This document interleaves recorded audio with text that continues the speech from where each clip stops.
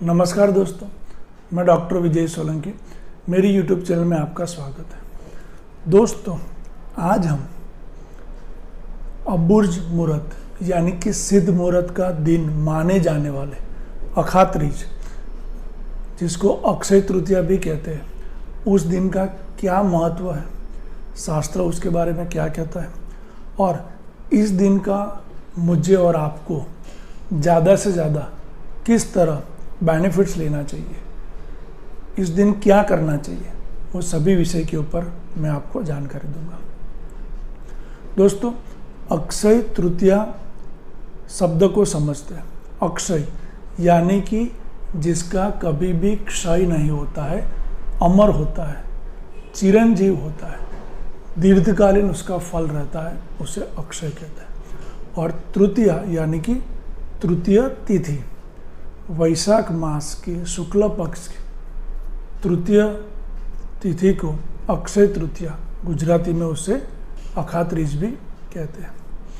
दोस्तों, पूरे साल के दौरान ऐसे 4 दिन आते हैं जो सिद्ध मुहूर्त माने जाते हैं। पहला विजयादशमी, दूसरा दीपावली, तीसरा गुड़ी पड़वा और चौथा अक्षय तृतीया है।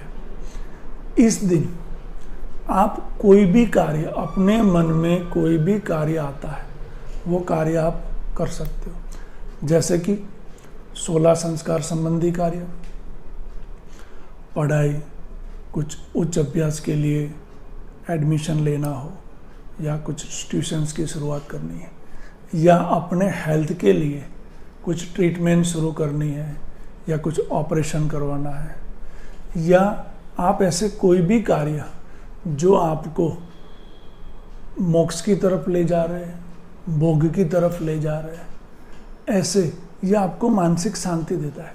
क्योंकि अक्षय तृतीया के दिन ही सूर्य और चंद्रमा वो अपनी श्रेष्ठ अवस्था में होते हैं। दोस्तों, आपको पता होगा कि ज्योतिष शास्त्र को वेदों का चक्षु माना गया है और ये जो शास्त्र है उसकी रचना सूर्य और चंद्रमा की साक्षी में ही हुई थी। तो पूरे साल में एक ही दिन ऐसा आता है कि जिस दिन के दौरान सूर्य और चंद्रमा अपनी श्रेष्ठ पावरफुल पोजीशन में होते हैं।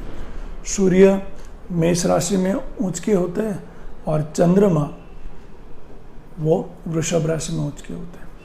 सूर्य को आत्मा का कारक कहा गया, तो इस दिन आप अपने आत्मा उन्नति संबंधी कोई भी कार्य, कोई भी साधना कर सकते हैं, कोई भी अनुष्ठान की शुरुआत कर सकते हैं, कोई भी ऐसा कार्य जो आपको मोक्ष की तरफ ले जाता है, इसके लिए श्रेष्ठ दिन है।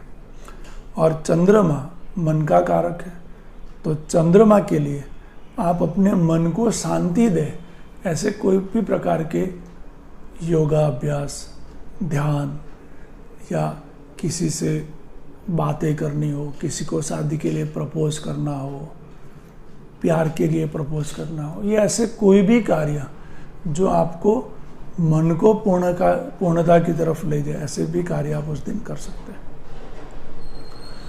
दोस्तों, अभी शास्त्र में उस दिन क्या क्या हुआ था, क्या पौराणिक कथाएं इस दिन थी, वो विषय के ऊपर मैं बताऊंगा। तो विष्णु भगवान के स्वरूप माने जाने वाले परशुराम जी का जन्म भी इसी दिन हुआ था और वो अजर और अमर है। ऐसे कुल 7 व्यक्ति हैं जो आज के समय में पृथ्वी पर विचरण कर रहे हैं। प्रथम हनुमान जी, बलिराजा, वेदव्यास, विभीषण, अश्वत्थामा, कृपाचार्य और परशुराम जी, ये 7 व्यक्ति आज के समय में भी अमर है और पृथ्वी लोक में विचरण कर रहे हैं। इस दिन जब पांडवों की बात करते हैं, महाभारत की बात करते हैं, तो महाभारत की रचना वेदव्यास ऋषि जी ने महाभारत लिखने की शुरुआत भगवान गणपति जी के द्वारा इसी दिन, अक्षय तृतीया के दिन ही उन्होंने शुरुआत की थी। थर्ड और इम्पोर्टेंट, जब पांडवों को वनवास होता है तो उनके साथ नगर के कुछ श्रेष्ठ व्यक्ति और कई ऋषिगण भी शामिल हुए। युधिष्ठिर उनको मना भी नहीं कर सकता था और उनके लिए व्यवस्था करना भी उनके लिए कठिन टास्क था, कठिन कार्य था। तो गौम्य नाम के एक ऋषि ने युधिष्ठिर को सूर्यनारायण भगवान से अक्षय पात्र प्राप्त करने के लिए साधना करने का सुझाव दिया था। अक्षय पात्र एक ऐसा पात्र था कि जिसमें आप जो भी चीज़ मांगो वो आपको मिल जाता था, जो भी आपकी नीड्स होती थी वो पूरी हो जाती थी। तो ये साधना की शुरुआत भी युधिष्ठिर जी ने अक्षय तृतीया के दिन ही की थी। तो मेन ऐसे बहुत सारी कथा है, लेकिन इन सभी कथाओं को हम डिकोड करते हैं, उनका मर्म जानने का प्रयास करते हैं।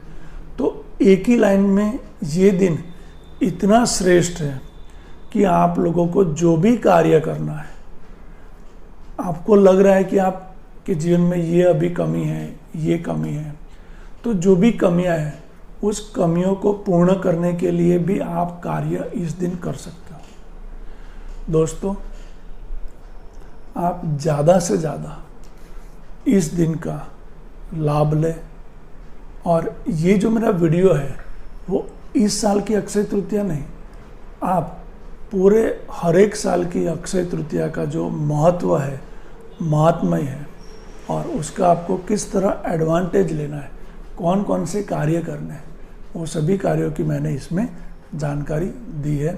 अंत में मैं इतना ही कहूँगा कि मुझे और आप दोनों को इस दिन का एक एक मिनट का, एक एक क्षण का ज़्यादा से ज़्यादा उपयोग करना है और ज़्यादा से ज़्यादा कार्य करना है। मैं आशा रखता हूँ ये मेरी संक्षिप्त में जो जानकारी मैंने आपको दी है वो आपको पसंद आई होगी। नमस्कार, थैंक यू।